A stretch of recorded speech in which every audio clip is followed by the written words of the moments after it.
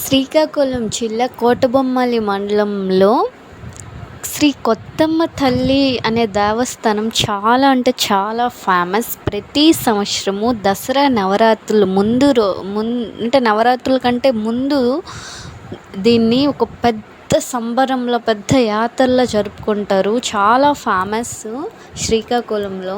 Every year మా పరిసర ప్రాంతాల వాళ్ళందరూ ఖచ్చితంగా వెళ్తారు. అలానే ఇక్కడ పిల్లలకి సంబంధించిన గార్డెన్స్ ప్లేయింగ్ వర్క్స్ అన్నీ కూడా ఇక్కడ ఉంటాయి. చాలా బాగా ఎంజాయ్ చేస్తారు.